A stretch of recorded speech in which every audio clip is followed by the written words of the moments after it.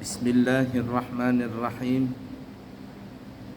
Assalamualaikum warahmatullahi wabarakatuh. Waalaikumsalam warahmatullahi wabarakatuh. Alhamdulillahi rabbil alamin. Allahumma fasalli wa sallim ala sayyidina wa nabiyyina wa maulana Muhammadin sayyidil anbiya'i wal mursalin wa ala alihi wa ashabihi wa azwajihi wa dhurriyyatihi wa man tabi'ahum bi ihsanin ila yaumiddin, amma ba'du.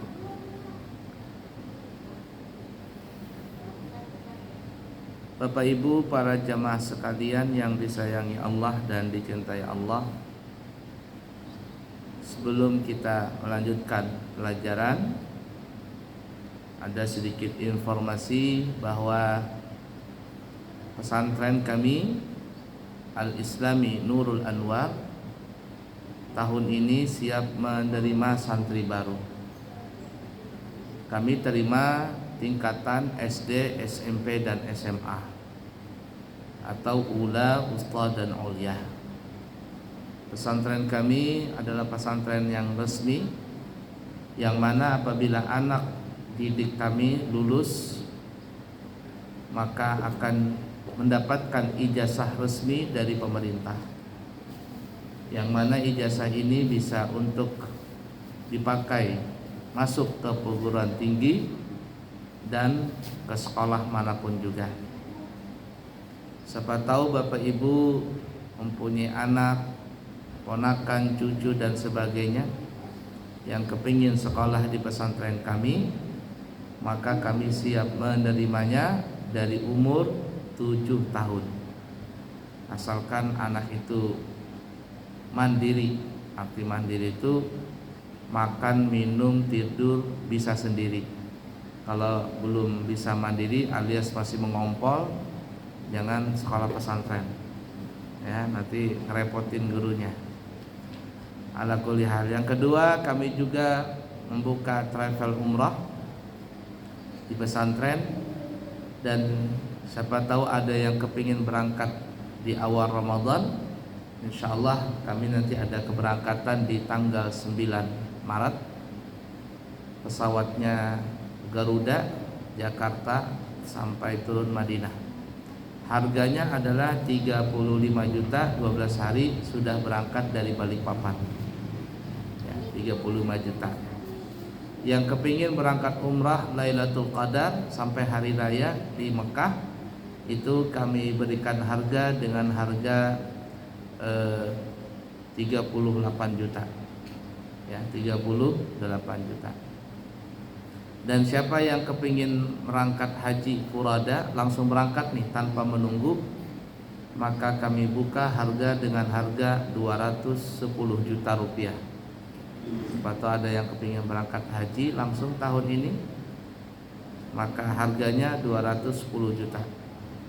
Dan siapa yang kepingin berangkat umrah di bulan Syawal setelah Idul Fitri 12 hari, kami buka harga dengan harga 32 juta rupiah, sudah keberangkatan dari Balikpapan, Jakarta sampai ke Saudi. Itulah sedikit informasi yang kami bisa sampaikan. Bapak Ibu para jemaah sekalian yang disayangi Allah dan dicintai Allah,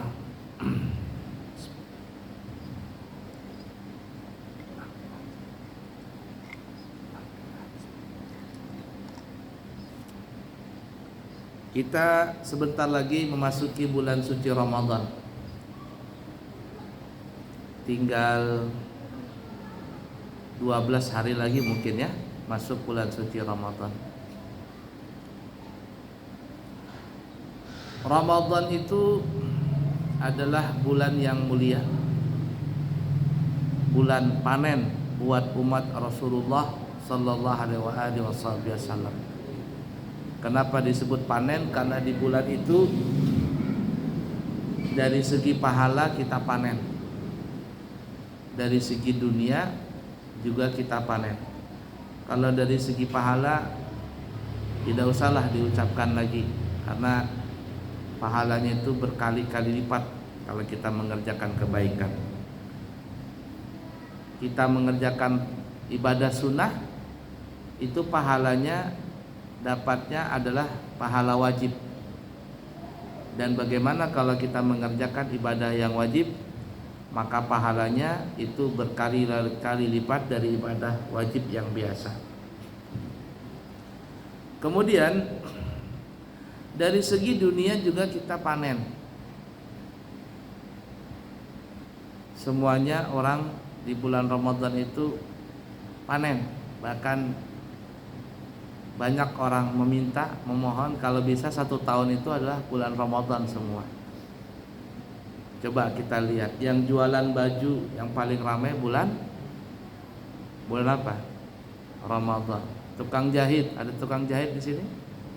Paling ramai bulan Ramadan. Yang jualan kue paling laku bulan Ramadan. Yang jualan makanan paling laku bulan Ramadan. Yang jual mobil, motor, macam-macam dah yang dijual, semuanya itu paling laku adalah pada bulan Ramadan. Nah, begitu berkahnya bulan Ramadan sampai yang menikmati keberkahan Ramadan itu bukan hanya orang Islam, tapi orang yang bukan beragama Islam pun mereka senang, gembira. Kenapa? Karena kalau sudah masuk bulan Ramadan, mereka itu banyak mendapatkan keuntungan dari segi masalah dunia. Kemudian Ramadan ini, puasa Ramadan ini diwajibkan oleh Allah Subhanahu wa taala di tahun kedua Hijriah. Kurang lebih 18 bulan setelah Nabi berada di kota Madinah. Tahun kedua Hijriah. Dan Ramadan itu diberikan nama dengan Ramadan karena pada saat itu di zaman dulu ya, bertepatan dengan musim panas. Karena Ramadan itu artinya adalah Ramadu, artinya apa? Panas. Kemudian ditambah alif dan nun, maka artinya adalah bulan Ramadan yang selalu berulang-ulang. Sehingga kita tiap tahun bisa bertemu dengan bulan Ramadan. Itu kalimatnya sama dengan insu. Insu itu adalah lupa, al-insu, lupa. Kemudian ditambah alif dan nun di belakangnya menjadi al-insanu, yang suka pelupa. Siapa yang suka lupa? Manusia. Ya. Artinya yang selalu lupa, yang selalu berulang-ulang lupanya, itu adalah kita manusia. Kemudian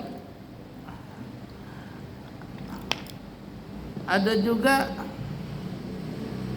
yang mengatakan bulan Ramadan ini disebut dengan Ramadan karena siapa yang masuk di bulan suci Ramadan, kemudian dia di siang harinya dia berpuasa dengan sebaik-baik puasa, dan malamnya dia qiyamul lail mengharap ridha Allah Ta'ala, maka dikatakan Ramadan itu akan membakar dosa-dosanya. Karena Ramadan tadi artinya apa ya? Apa artinya? Panas. Nah, jadi ketika ada orang masuk bulan Ramadan, dosa-dosanya itu akan dipanaskan, dibakar. Maka setelah keluar dari bulan Ramadan, tepatnya di malam Lebaran, dia seperti seorang bayi yang baru dilahirkan ke alam dunia ini. Itu ibarat kata sama seperti orang yang mendulang emas, mencari emas. Tidak langsung emas itu jadi gelang, jadi cincin, jadi kalung. Nah, tapi dicari dulu, didulang dulu. Setelah mendapatkan emasnya tadi, yang mana biji emas, yang mana selain biji emas, sedikit demi sedikit emas tadi dikumpul, lalu apa? Dibakar pakai api. Setelah dibakar pakai api, lalu diolah menjadi cincin, gelang dan sebagainya. Akhirnya menjadi cantik dia. Begitulah ibarat kata orang yang masuk bulan suci Ramadan. Asalkan dia berpuasa dengan sebaik-baik puasa, beribadah di malam Ramadannya dengan qiyamul lail, menjaga diri, hatinya dan rohnya dari perbuatan dosa, maka ketika dia keluar dari bulan Ramadan, dia nggak ada dosa lagi, karena sudah dibakar dosanya oleh bulan suci Ramadan. Udah dipaham kira-kira? Nah, itu keutamaan Ramadan. Kemudian di bulan Ramadan kita diwajibkan untuk berpuasa. Dan Imam Ghazali Muhammad bin Muhammad Al-Ghazali mengatakan bahwa tingkatan orang yang berpuasa itu ada 3 tingkatan. Orang puasa itu ada 3 tingkatan. Yang pertama adalah saumul awam, tingkatan puasa orang yang awam. Tingkatannya puasa orang awam. Arti tingkatan puasa orang yang awam ini adalah dia hanya berpuasa jasmani, berpuasa badan saja, rohaninya tidak berpuasa, hatinya tidak puasa, ya, cuman hanya puasa menahan lapar dan dahaga. Ini yang disebut puasa orang awam, dan begitulah kebanyakannya. Puasa orang awam, yakni cuman hanya menahan lapar dan dahaga, tapi matanya tidak puasa, hidungnya tidak puasa, mulutnya tidak puasa, telinganya tidak puasa, tangan dan kakinya tidak puasa. Maksudnya apa ya? Tidak puasa dari yang haram. Puasa mulutnya, tapi matanya suka melihat yang dilarang Allah. Puasa perutnya, tapi mulutnya tidak puasa, ngomongin orang, gosip, ngerumpi, memfitnah. Ini puasa orang awam. Puasa juga, tapi seharian dengar musik saja, musik dangdut lah, rock lah, apa tuh yang didengar tuh, musik koplo lah. Ini telinganya ini enggak dengar Al-Quran, dengar yang tidak baik saja. Orang yang seperti ini disebut puasa orang awam. Begitu juga banyak sekali orang yang puasa, tapi kakinya itu melangkah ke tempat yang tidak baik. Apa bahasa orang Jakarta itu apa ya? Ngebuburit, ya, ngebuburit. Puasa juga, tapi jalan sana, jalan sini, yang gak ada manfaatnya, ya, nongkrong sana, nongkrong sini, akhirnya melihat, mendengar, mencium, meraba kepada yang tidak dihalalkan oleh Allah.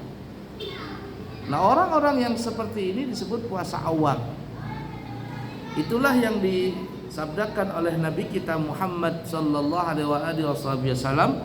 Kata Nabi, kam min shaimin laisa lahu min siyamihi illal ju'u wal 'atashu. Berapa banyak orang yang puasa tapi dia tidak mendapatkan apa-apa kecuali hanya lapar dan dahaga. Ya, puasa dari makan minum saja, tapi panca inderanya tidak puasa. Maka puasa yang seperti ini nggak ada nilainya. Alias kata Nabi seperti orang yang puasa yang tidak mendapatkan apa-apa kecuali lapar dan dahaga. Yani ibarat kata seperti orang yang bekerja 1 hari atau mungkin 1 minggu, atau bahkan sampai 1 bulan, tapi tidak mendapatkan gaji ataupun upah. Siapa yang mau kira-kira begitu? Kerja begitu, ada orang kerja jadi tukang, 1 bulan kerja nggak digaji-gaji. Apa kira-kira? Siapa yang mau? Ya, kerja di kantoran 1 bulan nggak digaji-gaji. Siapa yang mau seperti itu? Tentulah orang yang berakal tidak mau. Tapi ternyata ada orang yang puasa modelnya seperti itu.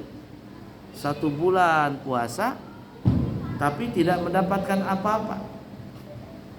Keluar dari bulan suci Ramadan ya seperti sedia kala. Itu ibarat kata, itu yang dikatakan kata orang namanya Ramadan tomat. Apa Ramadan tomat? Masuk Ramadan taubat, keluar Ramadan kumat. Nah, itu. Ketika masuk Ramadan, masya Allah, pakaiannya serba Islami, ya. Keluar tuh jilbab macam-macam, ya. Jilbab ini, jilbab itu. Wah, masya Allah. Tapi setelah Ramadan kambuh lagi penyakitnya. Ini yang tadi dikatakan oleh Al-Imam Ghazali adalah puasanya orang awam. Kemudian yang kedua disebut namanya Shaumul Khawas, puasanya orang yang khusus. Puasa orang khusus, yakni dia berpuasa bukan hanya menahan lapar dan dahaga saja, tetapi yang lebih daripada itu, matanya puasa, hidungnya puasa, mulutnya puasa, telinganya puasa, tangan dan kakinya juga puasa. Puasa dari apa? Puasa dari sesuatu yang tidak dihalalkan oleh Allah. Puasa dari apa yang diharamkan oleh Allah. Matanya dia jaga tidak melihat yang haram, telinganya dia jaga dari tidak mendengar, ya, dia tidak mendengar yang haram, mulutnya tidak berkata-kata yang tidak baik, hidungnya tidak mencium yang tidak baik, tangan dan kakinya meraba atau melangkah kepada yang tidak baik, itu dia jaga semuanya. Dia kerjakan untuk kebaikan saja. Ngelihat matanya ngelihat yang baik, telinganya mendengar yang baik, hidungnya mencium yang baik, mulutnya berkata-kata yang baik, tangannya meraba yang baik, kakinya melangkah kepada yang baik. Ini disebut namanya Shaumul Khawas, puasanya orang yang khusus. Jalur khusus bahasa kitanya. Kita mau ngirim paket, nah mau paket khusus kah, paket kilat kah, atau paket apa itu ya? Nah, jadi seperti itu. Ini ada nilainya, ketika keluar dari Ramadan itu bernilai. Artinya yang kita kenal itu disebut namanya puasanya puasa mabrur. Mabrur, bukan mardud. Sama dengan haji, kan ada haji mabrur, ada haji mardud. Mabrur diterima, mardud ditolak. Nah, orang yang seperti ini, yang mabrur tadi puasanya, itu akan tercermin kebaikan dari seluruh roh dan jasadnya itu setelah Ramadan akan terlihat. Bukan Ramadan tomat tadi, masuk Ramadan tobat, keluar Ramadan kumat. Dia enggak. Setelah Ramadan enggak kumat lagi, sadar sudah. Ya. Salatnya semakin rajin, sedekahnya semakin banyak dan ikhlas, nuntut ilmunya juga semakin semangat. Ya. Apalagi salatnya semakin baik, mengajinya semakin banyak, lancar, hatinya semakin bersih. Ini terlihat setelah Ramadan. Ini disebut namanya Shaumul Khawas, puasanya orang yang khusus. Kemudian yang ketiga adalah Shaumul Khawasul Khawas, puasanya orang-orang istimewa, orang-orang pilihan. Gimana itu? Yaitu mereka berpuasa bukan hanya berpuasa menahan lapar dan dahaga saja, tetapi ditambah berpuasa seluruh panca inderanya, mata, telinga, hidung, mulut, tangan dan kaki. Panca inderanya disebut namanya panca indera. Panca itu artinya apa ya? 5. Indra tadi 1 mata, 2 hidung, 3 telinga, 4 mulut, 5 alat raba tangan dan kaki. Puasa tadi. Nah, ditambah lagi puasa indra yang ke-6. Apa indra yang ke-6 itu bahasanya? Puasa hati. Hatinya sabar, hatinya tawakal, hatinya ikhlas, hatinya tidak ada menyekutukan Allah Ta'ala. Jadi bukan hanya puasa badan, bukan hanya puasa jasad, tetapi juga puasa ruh. Ruhnya juga puasa. Nah, puasa ruh tadi adalah sumbernya dari hati yang bersih. Kalau hati bersih, ruhnya sehat. Tapi kalau hatinya kotor, ruhnya sakit-sakitan.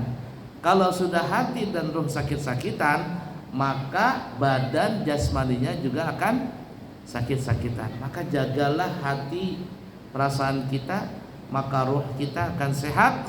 Kalau sudah sehat semuanya, yang zahir ini, yang badan dari ujung kepala sampai ujung kaki, semuanya akan menjadi sehat. Karena terus terang, apapun penyakit yang ada di badan kita nih ya, penyakit jasmani nih ya, itu hampir bisa dikatakan semuanya berkaitan dengan batin, dengan penyakit batin. Nah, itu yang zahir itu adalah cerminan apa yang ada di dalam hati kita, apa yang ada di ruhnya kita. Bahkan kalau kita membuka nih ya di Syekh Google al-YouTube, kalau ada orang sakit ini, itu biasanya ada kaitan dengan batin. Sakit migran, apa penyebabnya itu? Mungkin ya kurang tidur, kenapa? Tapi adalah dari hati tadi yang kotor. Sakit mata, sakit telinga, sakit hidung, sakit mulut, sakit ginjal, jantung, paru-paru dan sebagainya. Na'udzubillahi min dzalik, nasallallahu alaihi wasallam. Nah, biasanya penyakit-penyakit itu selalu berkaitan dengan penyakit yang ada di hati. Selalu ada berkaitan penyakit yang ada di hati. Karena terus terang ya, orang sakit itu penyebabnya itu ada beberapa sebab. Yang menyebabkan orang sakit itu ada beberapa sebab. Satu, karena faktor cuaca. Faktor cuaca, lagi dingin, lagi apa ya, itu kita kena bersin. Kenapa? Karena menyebarnya kuman dan bakteri di mana-mana. Coba orang yang berangkat umrah itu sampai di sana 3 hari, itu terkadang sudah tidak kuat badannya, flu, batuk, tenggorokan kering dan sebagainya. Kenapa bisa seperti itu? Karena ya tadi kondisi alam yang tidak menentu, ditambah dengan kuman dan bakteri yang tersebar di mana-mana. Ini menyebabkan orang bisa sakit. Yang kedua, orang sakit itu karena kecelakaan, ya, insiden, keseleo, jatuh, ya kan ya, sakit ya, apalagi, macam-macam. Nah, ini sakit karena insiden tadi. 2. Yang ketiga, orang sakit itu, ini yang paling banyak, karena faktor makanan dan minuman. Dan untuk zaman sekarang kayaknya ini yang paling banyak juga, faktor makanan, minuman. Makanan yang kurang sehat itu bisa menyebabkan penyakit untuk jangka panjang. Sehingga kan para dokter-dokter itu menyarankan kurangi makan yang berminyak-minyak, yang bergoreng-gorengan, kurangi makan atau minuman yang manis, kurangi makanan yang terlalu asin, ya, dan sebagainya. Apalagi sudah di atas umur 40 tahun. Itu ibarat kata tuh mobil itu sudah mesinnya nggak kuat lagi. Kalau mesin baru kan, mobil baru kan kuat tuh, wah. Tapi kalau sudah mobil itu sudah berusia 20 tahun ke atas, wah, ini perawatannya juga harus dijaga. Salah-salah oli bisa macet, salah-salah bensin bisa macet. Kenapa? Karena tadi sudah tua. Nah, begitu juga kita. Dokter banyak menyarankan kalau sudah di atas 40 tahun itu sudah mesti menjaga makanan dan minuman. Nah, jadi ketiga yang menyebabkan bisa orang sakit karena faktor makanan dan minuman. Yang keempat, orang itu bisa sakit dikarenakan karena pikiran. Pikiran ini kotor, bersumber dari hati yang kotor. Nah itu tuh. Mungkin ada saja orang di di darah itu apa namanya? Di check up apa namanya itu? Tensi. Di tensi tinggi banget darahnya.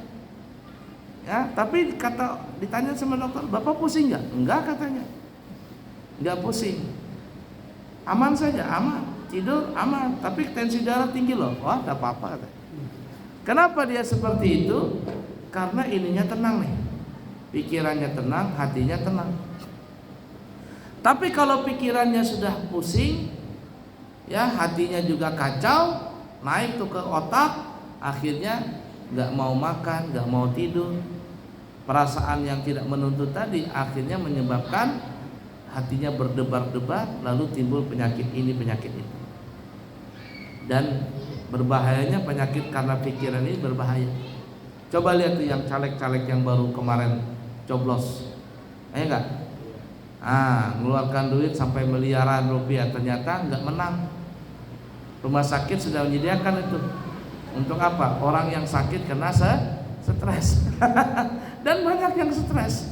Banyak yang stres. Tapi Masya Allah ketika dia menang, gembira. Gembira.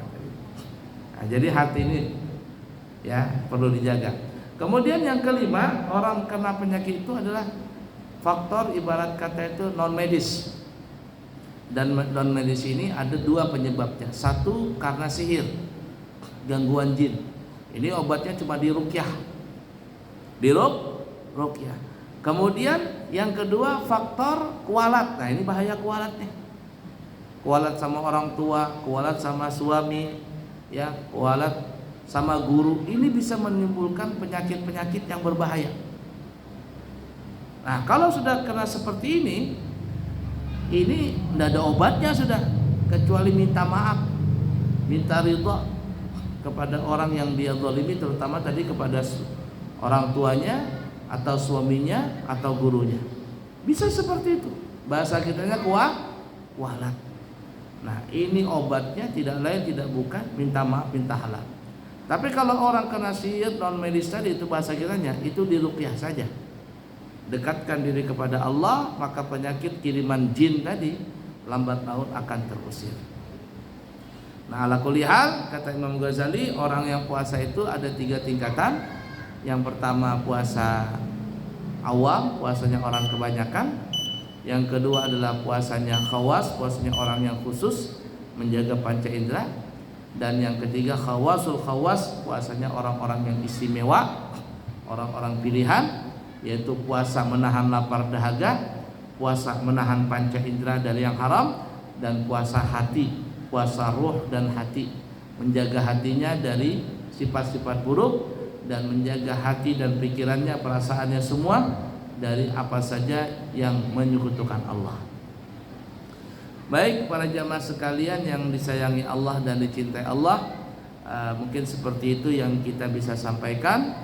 InsyaAllah nanti kita akan bertemu di kesempatan yang lain.